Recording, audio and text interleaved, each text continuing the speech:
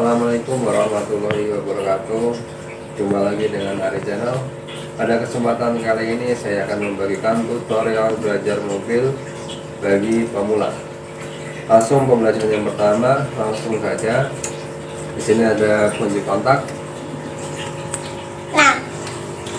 Dalam kunci kontak ini terdapat dua tombol. Yang di atas itu untuk membuka kunci mobil yang terkunci secara otomatis, dan yang bawah untuk mengunci mobil secara otomatis. Ingatkan lagi teman-teman, apabila mobil dalam keadaan terkunci, jangan sekali-kali membuka kunci dengan manual. Contohnya seperti ini.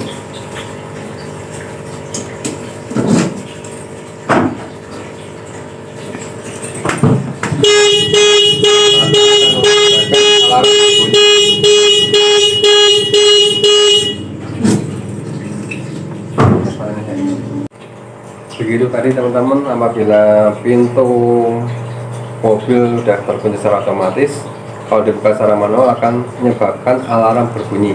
Jadi cukup menekan tombol yang atas ini.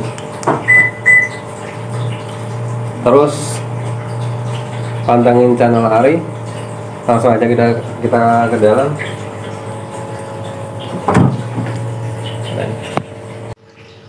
Langsung pembelajaran berikutnya setelah tadi pengenalan kunci kontak. Sebelum berkendara, mengingatkan sekali lagi teman-teman, jangan lupa memasang sabuk pengaman, karena sabuk pengaman ini wajib kita pasang dalam mengendarai suatu mobil. Langsung aja teman-teman, perhatikan. Kita langsung masukkan sabuk pengaman ini. Kalau udah berbunyi klik, berarti sabuk pengaman sudah aman. Untuk selanjutnya, ini ada kunci kontak yang tadi saya kenalin.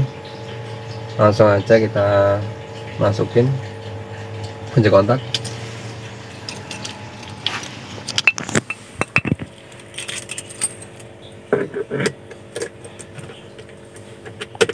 Kita tekan searah jarum jam sekali. Maka di sini transmisi dasar listrik baru masuk di audio teman-teman. Untuk selanjutnya, kalau misal kita nyalakan kedua kali,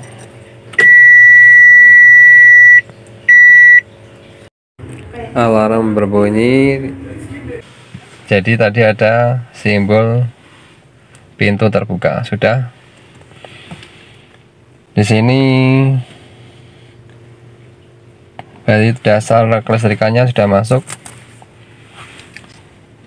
Ada saklar buat kaca sudah berfungsi, dan saklar power electric mirror atau spion bisa berfungsi. Jadi kelistrikannya sudah masuk teman-teman. Untuk selanjutnya yaitu pembelajaran cara memegang atau bagaimana cara memegang setir yang benar.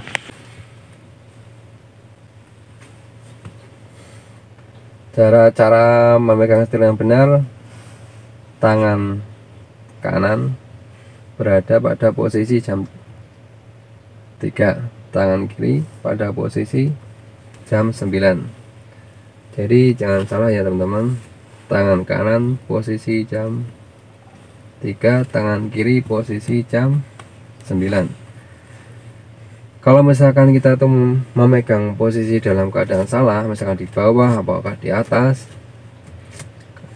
ketika terjadi pengereman mendadak, daya kekuatan tangan kita itu tidak mampu menopang berat tubuh kita.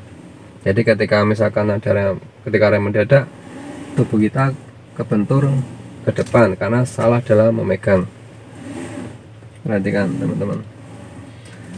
Tapi ketika kita memegang dengan benar, posisi tangan kanan jam 3, posisi tangan kiri jam 9, ketika kita melakukan rem mendadak, maka dua tangan ini akan mampu menahan beban tubuh kita. Begitu tadi teman-teman, cara memegang setir yang benar.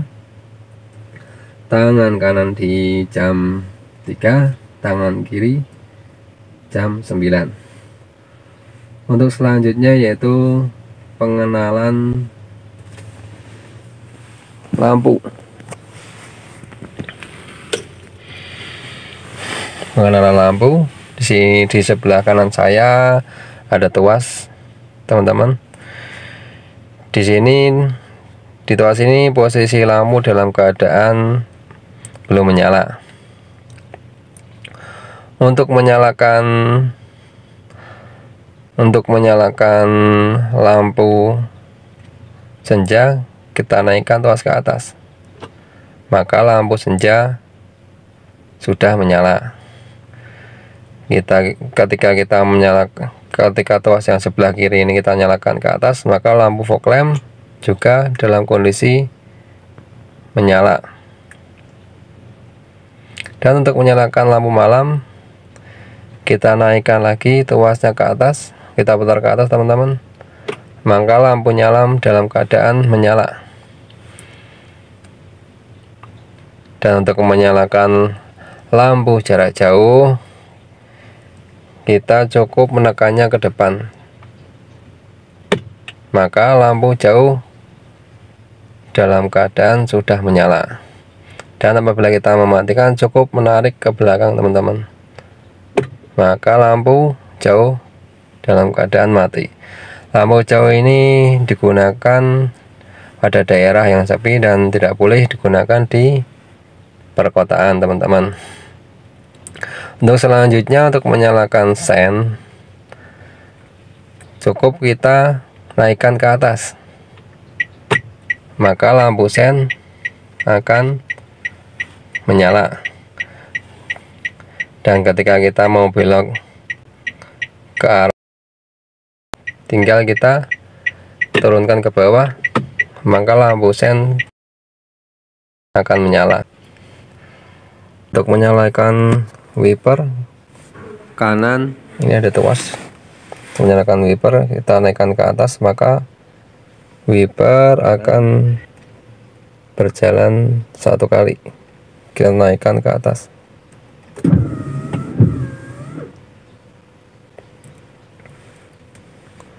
Untuk hujan rintik-rintik, kita turunkan wiper 1 kali, maka wiper akan berjalan dengan jeda antara 5 hingga 6 detik, teman-teman. Kita matikan kembali, kita naikkan ke atas untuk mematikan wiper. Untuk hujan normal, kita turunkan tuas wiper sebanyak 2 kali, maka wiper akan berjalan dengan cepat. Untuk hujan yang deras, kita turunkan 1 kali lagi, maka akan bergerak lebih cepat. Untuk mematikan, kita naikkan 3 kali, teman-teman. Untuk menyalakan air wiper, cukup kita dorong ke belakang, tekan ke belakang ya, maka air akan keluar dan wiper akan menyala secara otomatis. Begitu, teman-teman, tentang wiper yang berada di depan. Selanjutnya untuk wiper yang di belakang, ini, teman-teman, yang di belakang, cukup naikkan sekali tuasnya, maka wiper di belakang akan berjalan dengan jeda.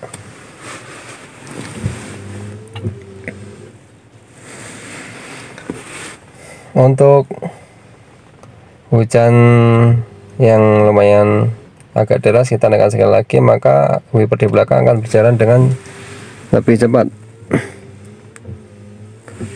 Dan untuk menyalakan air wiper belakang, kita dorong ke depan, maka air akan keluar, teman-teman. Untuk mematikan kembali, kita turunkan ke bawah.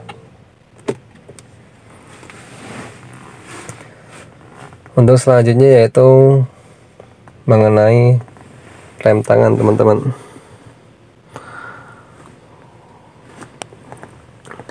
Kita menggunakan rem tangan yang ketika berada dalam parkiran agar mobil tidak berjalan dengan sendiri. Kita tekan rem kaki mentok,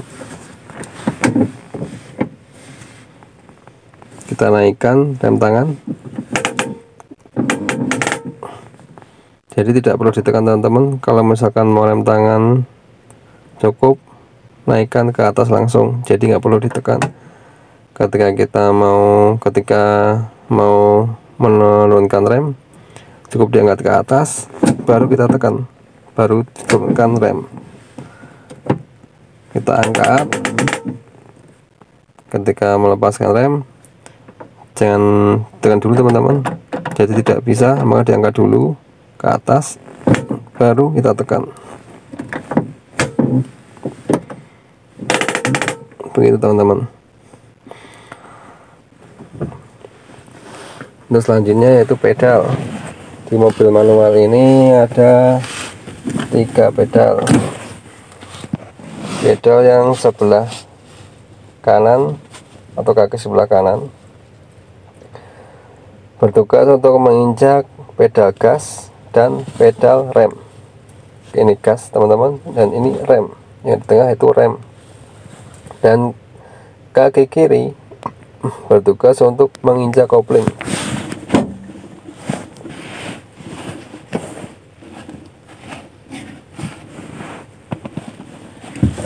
Jadi di mobil manual ada 3 pedal, gas, rem, dan kopling. Beda dengan mobil matic ya teman-teman. Kalau mobil matic cuman ada 3 pedal, yaitu pedal gas dan rem, dan kaki kiri tidak berfungsi, cukup hanya diam saja teman-teman. Untuk menyalakan klakson berada di sini teman-teman. Kita tekan, maka klakson akan berbunyi. Kita tambah lagi, di sini ada tombol audio.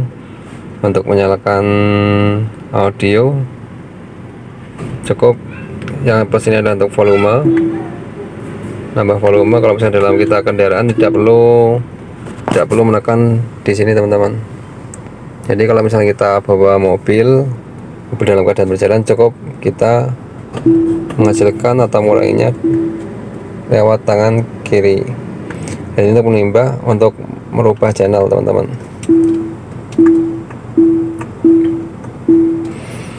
Untuk selanjutnya ke gigi transmisi atau persneleng. Untuk memasukkan gigi 1 teman-teman, kita injak pedal kopling mentok, kita tekan ke dinding sebelah kiri dan mentok teman-teman, kita naikkan ke atas, itu masuk gigi 1 teman-teman. Ketika kita netralkan, cukup kita turunkan ke bawah, maka gigi akan netral. Masukkan gigi 1, kita dorong ke kiri, kita tekan ke atas. Kalau misalkan gigi 2, langsung ke bawah. Gigi 2 nih, udah masuk gigi 2.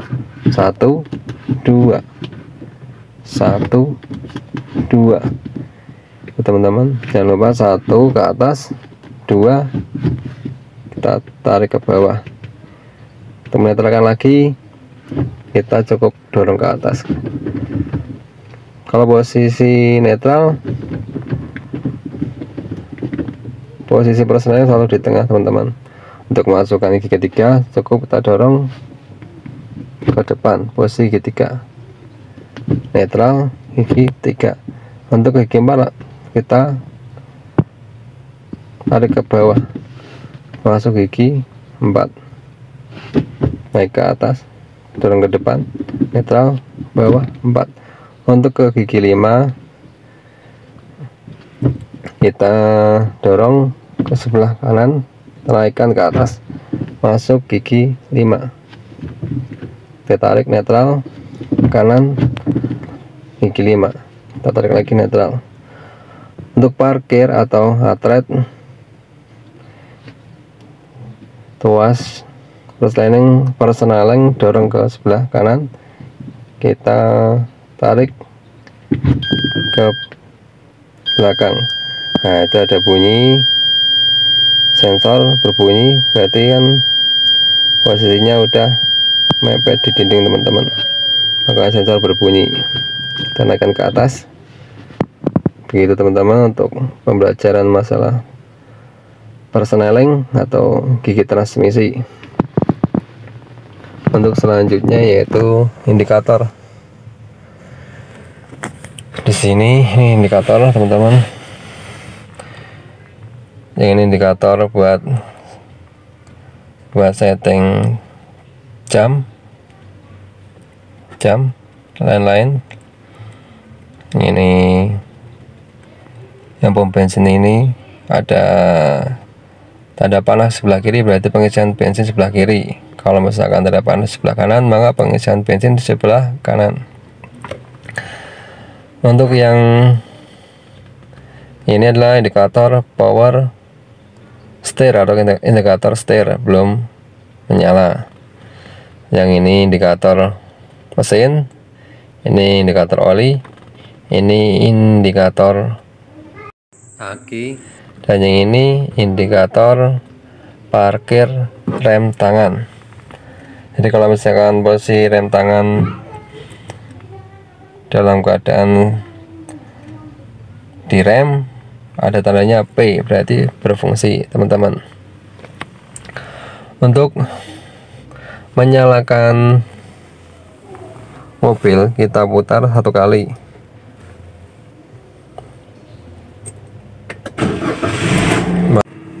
Mobil sudah menyala teman-teman. Kita tandai dengan indikator RPM jarum sudah mendekati angka 1000 atau sudah berjalan. Ini indikator kilometer. Sini ada lampu hazard, dinyalakan dalam keadaan darurat. Kita nyalakan lampu hazard.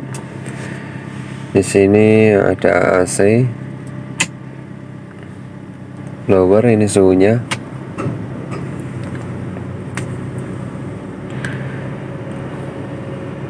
Ini blower, ini mengatur suhu AC, tingkat kedinginan.